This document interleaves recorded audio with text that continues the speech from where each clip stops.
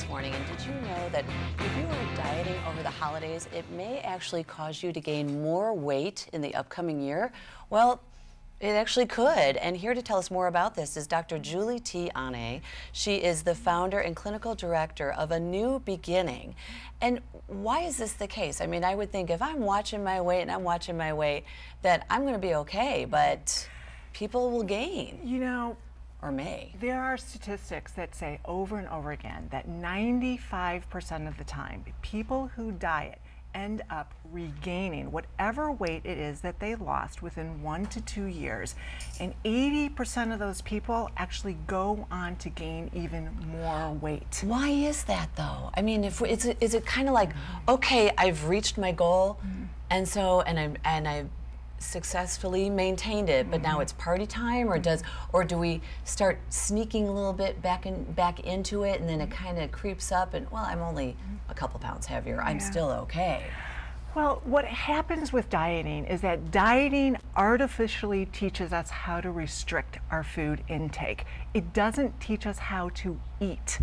So whatever diet it might be, Atkins or Weight Watchers or The Zone, people can maintain that, but only for a limited amount of time. And then when they no longer can retain that restrictive eating, the pendulum swings in the other direction. And then they start to overeat, and in some cases they start to binge eat. And we know that binge eating is a primary factor in the creation of obesity. Well, and let's talk psychotherapy for a moment here, and how the binge eating, how that affects your emotions, your moods, and like you said, instead of stopping altogether, sometimes you just may go the opposite direction. Absolutely. So binge eating actually can contribute to things like depression, certainly poor body image. But what's really important is to look at it the opposite way. We have to look at the emotions that then drive overeating and drive binge eating that then go into weight issues. So we always look at weight and weight control by dieting, restricting calories, and being asked to exercise, but there's not the emotional component.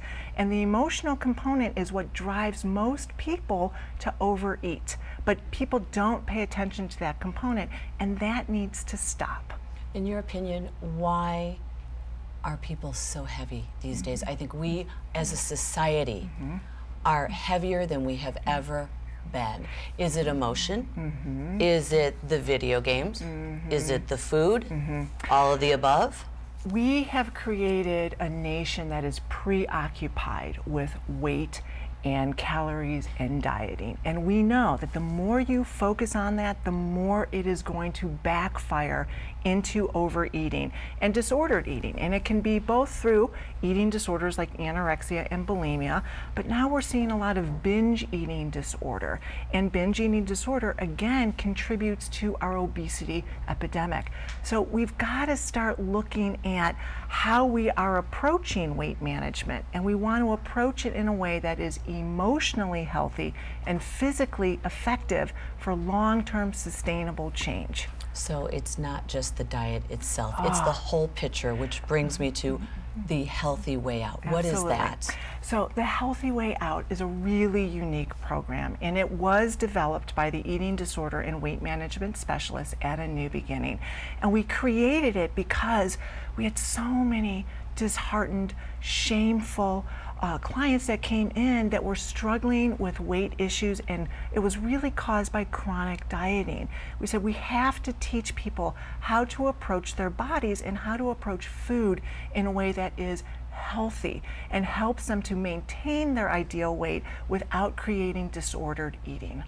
And the chronic dieting, we think of somebody, the major yo-yo. I mean, we're not just talking 5 to 10 pounds. Absolutely. I mean, this is extreme. Absolutely. To the other person where they look at a piece of cake going, oh, I can't eat that. That one piece of cake is going to just, you know, I'm going to balloon from it. Absolutely. Think about a child. You tell a child, you can't have that.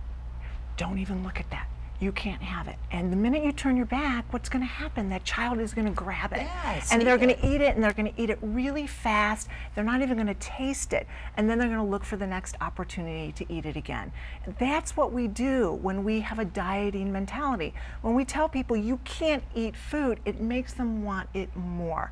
And it disconnects them from the reasons why we should all eat. We should eat because our physical body is telling us that we're hungry.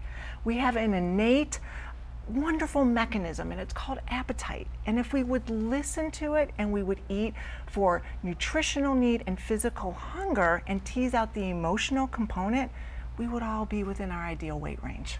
I wonder how many people actually, like you said, listen to that appetite. Am I hungry right now? Is my stomach growling, or am I just eating because it's in front of me, so I better have some of it? And that is the premise at The Healthy Way Out. We want to teach people, first of all, to tease out the emotional component.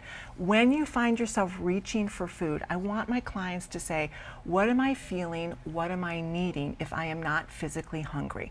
And then we teach them how to respond to those emotional needs in healthy, effective ways without them using food. Without the food. Without them using food. If we all ate for only nutrition based on our physical signals of hunger and fullness, guess what? We wouldn't be a nation that had 2/3 of our adult population struggling with obesity. Oh my gosh, thank you so much for joining us this You're morning. welcome. Great information. And if you would like to learn more, you can always visit TheHealthyWeighOut.com. We'll be right back with more of the Morning Scramble.